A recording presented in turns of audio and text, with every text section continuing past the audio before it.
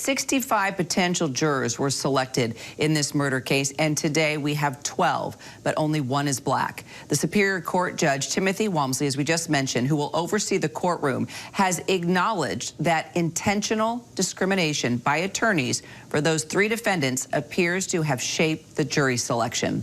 Former homicide prosecutor Bernarda Villalona joining us now to talk more about this. First of all, Bernarda, what do you think about this controversial statement by the judge in this case, actually pointing to intentional discrimination in the jury selection? Yeah, so Judge Walmsley, by pointing out that there was intentional discrimination in a jury selection, does send a message that has been talked about since the beginning of this case, that racial undertones are all around this case. So in terms of him sending a message and for the public to actually see that, wow, racial undertones do affect how jurors are selected. The problem we have here is that, look, Judge Walmsley is saying, look, defense attorneys, you intentionally got rid of these black jurors based on intentional discrimination. The problem we have here is that Judge Walmsley didn't do anything about it. Well, the law stops him from doing anything about it, right? Explain that. Steve Osunsami touched on it a little bit.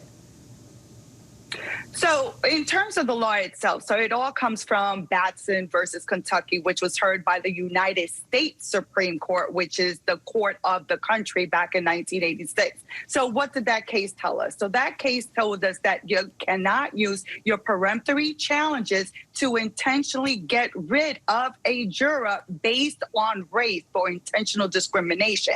So what is the test that Judge Walmsley had to apply in this case to determine whether he can actually grant the prosecution's reverse Batson challenge? He had to determine that the defense attorneys had to state a race-neutral reason for why they used the peremptory challenges on each one of these African-American males. So based on the reasons that those defense attorneys gave, he found that it was sufficient enough in order to find that it wasn't a discrimination to the extent that he had to reseat these potential jurors or to order a new panel or to have any other type of remedy in this case. So that is what he's citing to in terms of why he couldn't do much about it. It was his interpretation of that standard.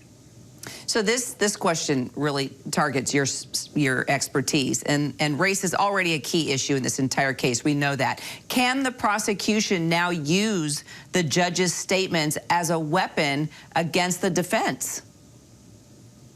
So in terms of the prosecution, how are they going to now react? How are they going to adapt to the decision? Because the decision has already been made. Judge Walmsley has already sat 16 jurors, 12 jurors as the jury that's going to decide, plus 4 alternates. So there's no going back unless he decides to change his mind this morning. So what the prosecution is going to have to do, you're going to have to adapt, because obviously you can't use the statements that the judge made that you intentionally discriminated against these jurors during the trial. So what you have to do now, you have those 12 jurors. 11 are Caucasian, 1 is African American. Now you have to decide based on their background, what is going to be the narrative in this case of how you present it, because cases are all about point of views, all about telling a story. And in terms of point of views and telling a story, you have to determine who is your audience, and your audience is that jury. So now you're going to have to placate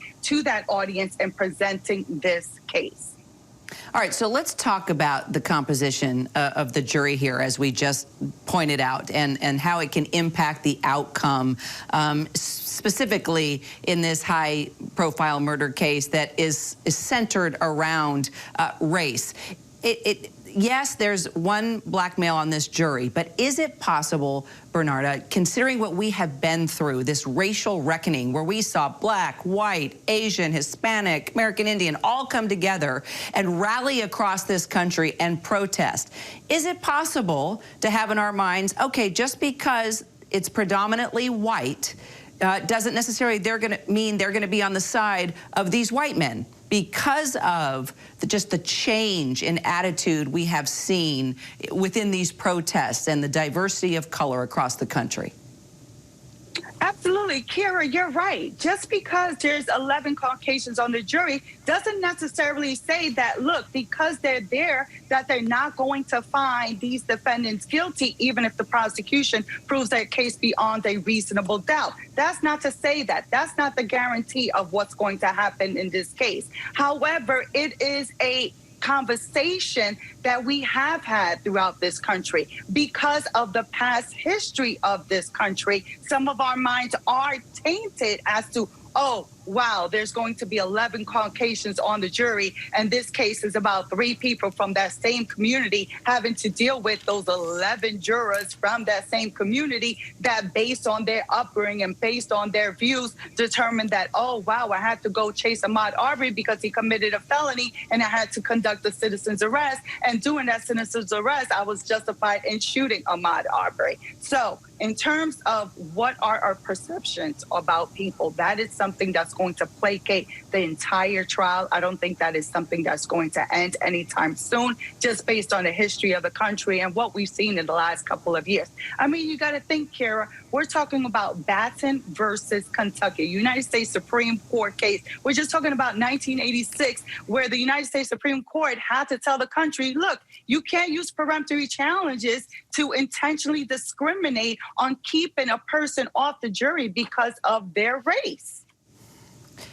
Evidence. What stands out to you? So the main piece of evidence in this case, Kara, what we know is going to be the videos. It's going to be their cell phone video. Because I'll tell you this, Kara, if it weren't for that cell phone video, based on my 17 years of experience, I don't think that this case would have been prosecuted. We wouldn't have gotten here to the point where a jury has been selected, because it would have been a he say, she say case, and there would have been nothing contradicting anything that Travis or Greg Michael or William Ryan would have said. And the prosecution wouldn't have been able to bring a case to prove beyond a reasonable doubt. I mean, let's look at the history of the case, Kara. We're talking about, this is the 4th prosecutor that was assigned to this investigation. You had the first prosecutor that was actually prosecuted just recently, charged on felony charges of abusing her power. I'll tell you what, I know you're a former prosecutor, but if you were selected as a prosecutor on this case, I really want to know what your strategy would be. Oh my God, if I was a prosecutor in this case, number one, I would have to I have to study the county and study the people in the county, because obviously that is my audience. So remember, cases are won and lost in jury selection. All depends who's on your jury. So if you don't have a jury that's perceptive to what you're presenting to them, then you've already lost the trial. But here, what we're talking, I think, because based on the jury pool, I want to humanize it in the sense that here you have a human being, even aside from race, a human being that is going through the neighborhood, and that these 3 vigilantes decided to take it upon themselves to chase down Ahmaud Arbery, another human being.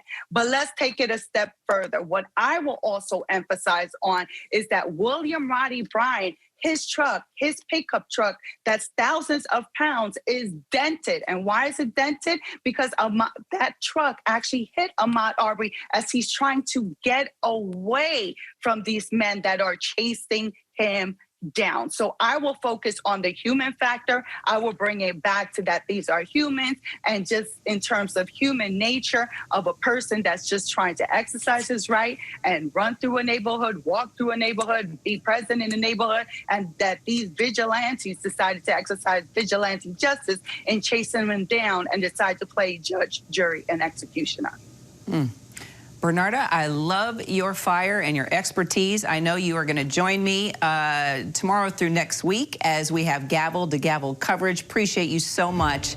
The trial does start tomorrow, 9 a.m. Eastern. Bernarda will be with us, among other legal beagles, as we follow every moment within this high-profile case. Hi everyone, George Stephanopoulos here. Thanks for checking out the ABC News YouTube channel. If you'd like to get more videos, show highlights, and watch live event coverage, click on the right over here to subscribe to our channel, and don't forget to download the ABC News app for breaking news alerts. Thanks for watching.